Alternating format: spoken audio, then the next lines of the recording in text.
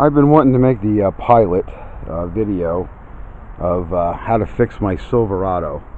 A lot of guys, they ask me questions on these trucks because they know I play with them, and like this one, I'm not really playing. I'm dead balls serious, and I want you guys to understand that they're not going to make trucks out of real metal like this anymore, especially this new stuff. It just goes to hell so quick. Suspension, frame, and you know, you run it a year or two. By the time the payments are up, you got a dust ball left.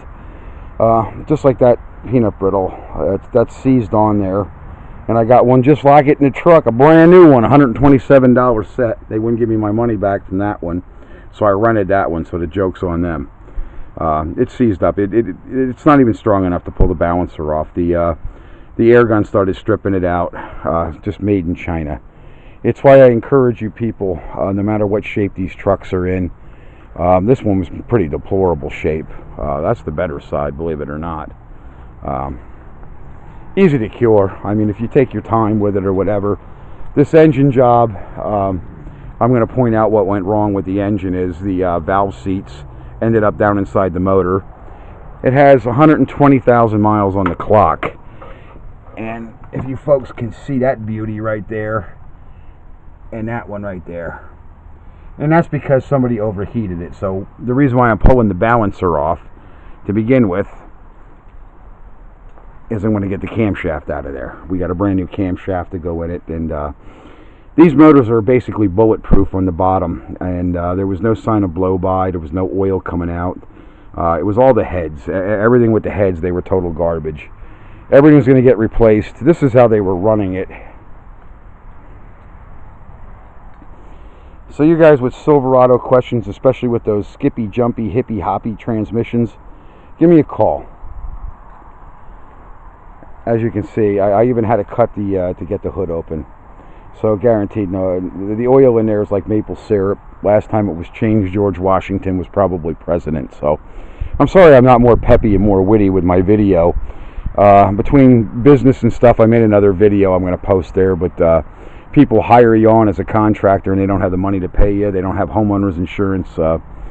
Makes us working tards look like I don't know what. I just don't know what to tell people. But the block, basically, in the pistons, there's no ridge. It's decent for what it is. So you got to take it from me. We had a broken back window. We've done actually a lot of work to this truck already. Everything's in the back there. That's going down to the machine shop, and we're going to do some fancy paint work under the hood, but we had to put a window in it. The window was broken. It's used. Came from a salvage yard. Window motor. The windows everything's happy to clown on this truck, and you got to work hard at it to make it work right. So we're going to clean this up with a power washer because it's got filth. Like I said, George Washington was president. Last time this thing was probably on the road, GW was president, and I mean George Washington, not GW Bush. If I ever caught him, it'd be the most gruesome murder in American history. Anyway, that's it. And for my video, and you want to fix your Silverado, you got questions, I got answers. You can ping me. Sometimes I use wit, so don't get mad when I get facetious. Sometimes you just got to put a little more elbow grease at it. I ask guys, and I told them we'll work a little harder at it. Well, like that balancer, I worked my ass off. We're going to show you how to cut a balancer off. When you have one of those stuck-on harmonic balancers like this, I'm going to show you how to cut that off of there without damaging the crank and getting it off of there. And we will get it off of there. We will champion on that one. And that's going to happen tomorrow. I'll try to upload the video as fast as I can. But you Silverado lovers and stuff like that, they're not going to make trucks like this anymore, and that's why I saved this one. And this is a 454 truck, by the way, the reason why I even saved it. So we have new oil lines going in. We have a brand new radiator going in it. We have some speed parts going in it, and I'm hoping I'm going to entertain people enough to. If you have a question, if you're going to owe me money, if it's going to be a big, long explanation, okay, I'll charge you for it. But I mean, if you just want to ping me on a YouTube or whatever, if I have a simple explanation, because some things I need to go in depth, and some things you need to have the capability of reading a measurement tool, like the bore gauge that I put down there. There's absolutely no ridge. The bores are just like factory, and I'll show you what's on the clock because it's still hooked up. It does work because it worked when I had it towed. That's the mileage on there.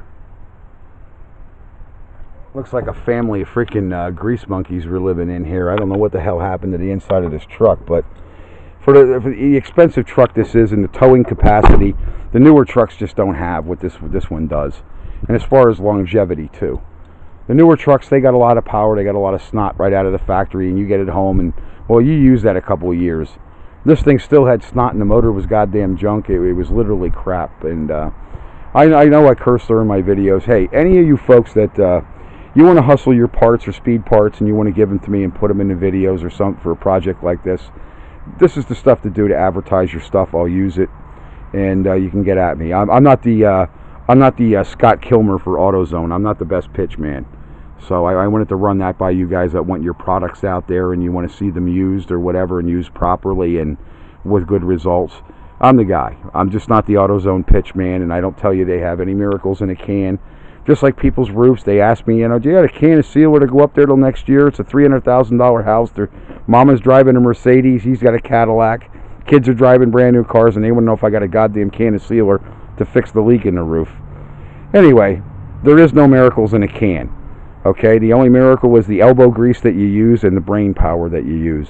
And I can provide some of the brain power. These trucks are tough to work on.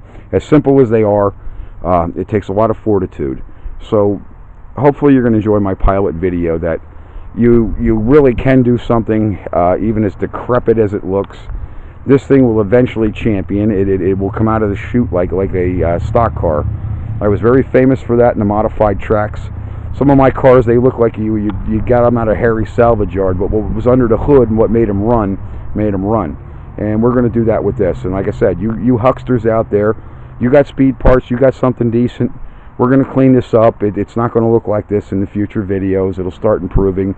And we're going to have winter here. So, if you want to line something with me up over the winter months and you got an idea for this truck and you want to get your product out there, y'all touch base with me and we can do business or whatever.